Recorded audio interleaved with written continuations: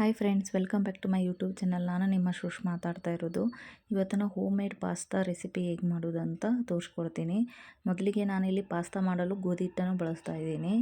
ನಿಮಗೆ ಯಾವುದು ಕ್ವಾಂಟಿಟಿಯಲ್ಲಿ ಬೇಕಾಗುತ್ತೆ ಅಷ್ಟು ಗೋಧಿ ಹಿಟ್ಟು ತೊಗೊಳ್ಳಿ. ಅದಕ್ಕೆ ಸ್ವಲ್ಪ ಉಪ್ಪು ಸೇರಿಸಿ ಸ್ವಲ್ಪ ಸ್ವಲ್ಪ ನೀರು ಹಾಕಿ ಯಾವುದು ಚಪಾತಿ ಹದದಲ್ಲಿ ಹಿಟ್ಟನ್ನು ನಾದ್ಕೋಬೇಕಾಗುತ್ತೆ. ನಾವು ಔಟ್ಸೈಡಲ್ಲೂ ಪಾಸ್ತಾ ರೆಡಿಮೇಡ್ ಸಿಗುತ್ತೆ, ಈಸಿಯಾಗಿ ತಂದು ಮಾಡ್ಬೋದು ಅಂತೀರಾ, ಬಟ್ ಅದು ಮೈದಾ ಹಿಟ್ಟಿನಿಂದ ಮಾಡೋದರಿಂದ ಹೆಲ್ತಿಗೆ ಅಷ್ಟು ಒಳ್ಳೆಯದಲ್ಲ. ಹಾಗಾಗಿ ನಾನು ಗೋಧಿ ಹಿಟ್ಟಿಂದಲೇ ಮನೆಯಲ್ಲೇ ಪಾಸ್ತಾ ಮಾಡಿ ತೋರಿಸ್ತಾ ಇದ್ದೀನಿ.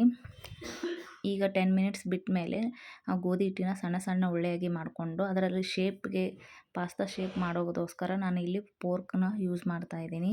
ಬೇಕಾದರೆ ನೀವು ಹೊಸ ಬಾಚಣಿಕೆ ಇದ್ದರೆ ಅದನ್ನು ಯೂಸ್ ಮಾಡ್ಬೋದು. ಇಲ್ಲಿ ನೋಡಿ, ಈಗ ಪಾಸ್ತಾ ರೆಡಿಯಾಗಿದೆ.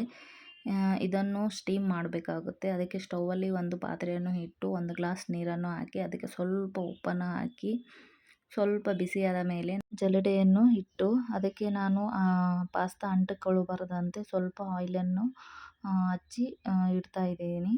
ಸ್ವಲ್ಪ ಬಿಸಿಯಾದ ಮೇಲೆ ನಾನು ಮಾಡಿರೋ ಪಾಸ್ತಾವನ್ನು ಅದರಲ್ಲಿ ಹಾಕಿ ಒಂದು ಲಿಡ್ಡನ್ನು ಮುಚ್ಚಿ 5 to 10 ಮಿನಿಟ್ಸು ಬಿಡಬೇಕು. ಆಮೇಲೆ 10 ಮಿನಿಟ್ಸ್ ಆದಮೇಲೆ ಓಪನ್ ಮಾಡಿ ಒಂದು ಫೋರ್ಕಲ್ಲಿ ಚುಚ್ಚಿ ನೋಡಿ. ಅದು ಅಂಟಿಕೊಂಡಿಲ್ಲ ಅಂದರೆ ಪಾಸ್ತಾ ರೆಡಿಯಾಗಿದೆ ಅಂತ ಅರ್ಥ.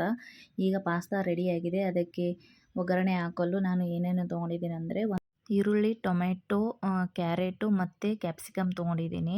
ಅದನ್ನು ಸಣ್ಣ ಸಣ್ಣಾಗಿ ಚಾಪ್ ಮಾಡ್ಕೊಂಡಿದ್ದೀನಿ. ಈ ಕಡೆ 5 ಸ್ಪೂನಲ್ಲಿ ಕಾಣ್ತಾ ಇದೆಯಲ್ಲ, ಇದರಲ್ಲಿ ನಾನು ಟೊಮೆಟೊ ಕೆಚಪ್ಪು ಮತ್ತು schezwan sauce, chilli flakes, organic flakes ಮತ್ತು ಮ್ಯಾಗಿ ಮಸಾಲ ತೊಗೊಂಡಿದ್ದೀನಿ.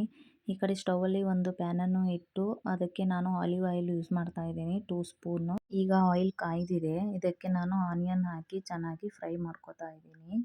ಆನಿಯನ್ ಚೆನ್ನಾಗಿ ಫ್ರೈ ಆದ ಮೇಲೆ ಇದಕ್ಕೆ ಕ್ಯಾಪ್ಸಿಕಮ್ಮು, ಕ್ಯಾರೆಟು ಹಾಕಿ ಫ್ರೈ ಮಾಡ್ಕೊಳ್ಳಿ. ಆಮೇಲೆ ಟೊಮೆಟೊನ ಹಾಕಿ ಸ್ವಲ್ಪ ರುಚಿಗೆ ತಕ್ಕಷ್ಟು ಉಪ್ಪನ್ನು ಹಾಕಿ ಫ್ರೈ ಮಾಡ್ಕೊಳ್ಳಿ. ಸ್ವಲ್ಪ ತರಕಾರಿ ಬೆಂದ ಮೇಲೆ ಇದಕ್ಕೆ chilli flakes, organic flakes, Maggi masala ಮತ್ತು ಕೆಚಪ್ಪು, ಶುಜ್ವಾನ್ ಸಾಸ್ ಎಲ್ಲ ಹಾಕಿ ಚೆನ್ನಾಗಿ ಮಿಕ್ಸ್ ಮಾಡ್ಕೊಳ್ಳಿ. ಚೆನ್ನಾಗಿ ಮಿಕ್ಸ್ ಆದ ಮೇಲೆ ನಾವು ಸ್ಟೀಮ್ ಮಾಡ್ಕೊಂಡಿರೋ ಪಾಸ್ತಾವನ್ನು ಹಾಕಿ ಚೆನ್ನಾಗಿ ಕಲಸಿ.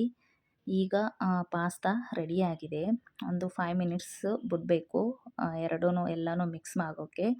5 ಮಿನಿಟ್ಸ್ ಆದಮೇಲೆ ಈಗ ಒಂದು ಸರ್ವಿಂಗ್ ಬೌಲಲ್ಲಿ ಪಾಸ್ತಾವನ್ನು ಹಾಕ್ತಾಯಿದ್ದೀನಿ. ಈಗ ಪಾಸ್ತಾ ತಿನ್ನಲು ರೆಡಿಯಾಗಿದೆ. ಇದು ಕಲರ್ಫುಲ್ಲಾಗಿ ಮತ್ತು ಹೆಲ್ತಿಯಾಗಿಯೂ ಮತ್ತು ಎಲ್ಲ ತರಕಾರಿ ಇರುವುದರಿಂದ ಇದು ಹೆಲ್ತಿಗೂ ಒಳ್ಳೆಯದು. ಮಕ್ಕಳಿಗೂ ತುಂಬ ಅಟ್ರ್ಯಾಕ್ಟಿವ್ ಆಗಿರುತ್ತೆ, ಹಾಗೆ ತಿನ್ನಲು ತುಂಬ ರುಚಿಕರವಾಗಿರುತ್ತೆ. ಈ ರೆಸಿಪಿ ಇಷ್ಟ ಆದಲ್ಲಿ ಪ್ಲೀಸ್ ಸಬ್ಸ್ಕ್ರೈಬ್ ಮಾಡಿ, ಲೈಕ್ ಮಾಡಿ, ಶೇರ್ ಮಾಡಿ. Thank you for watching this video.